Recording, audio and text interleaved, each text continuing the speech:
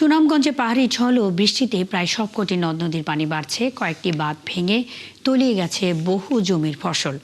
বাকি বাঁধগুলো রয়েছে ঝুঁকিতে। বিস্তারিত জানাতে আমাদের সঙ্গে যুক্ত হচ্ছেন সহকর্মী শহীদ নূর আহমেদ। শহীদ নূর, আজকের আবহাওয়া কেমন দেখছেন? এখন পর্যন্ত এলাকায় কেমন ক্ষয়ক্ষতি হয়েছে এবং কৃষকদের জন্য প্রশাসনের পক্ষ থেকে কি ব্যবস্থা নেওয়া হয়েছে?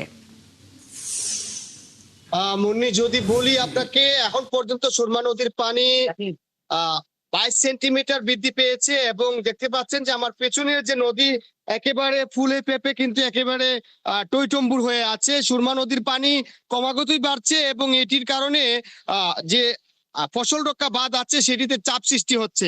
আমরা যতদূর জানতে পেরেছি যে কৃষি বিভাগ বলছে 60 ভাগ ধান কর্তন হয়েছে, কিন্তু বাস্তবিক অর্থে মাঠ পর্যায়ে কৃষকরা বলছেন তার চেয়ে কম আসলে ধান কাটা হয়েছে। এখনো হাওরে লড়ছেন কৃষকরা জলাবদ্ধতার সাথে।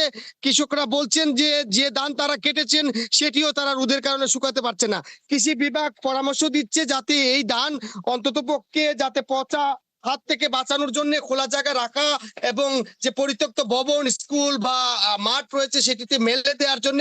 কিন্তু আবহাওয়া এখনো পর্যন্ত অনুকূল নয়। সকালে একটু রোজ্জ্বলমল দেখা গেলেও এখন পর্যন্ত মেঘলা আকাশ। আসলে এই হাওরে স্বস্তির খবর নেই। মানুষরা এখনো দুর্ভোগে আছেন, উৎকণ্ঠা আছেন। যদি নদীর পানি বাড়ে তাহলে এই উৎকণ্ঠা বিপর্যয়ে মুখোমুখি হতে পারে। শহীদ নূর আহমেদ, আপনি আছেন, খবর রাখতে থাকুন, আমাদের সঙ্গেই থাকবেন। দর্শক, সুনামগঞ্জে পাহাড়ি ঢল ও বৃষ্টিতে কয়েকটি বাঁধ ভেঙে তলিয়ে গেছে বহু জমির ফসল।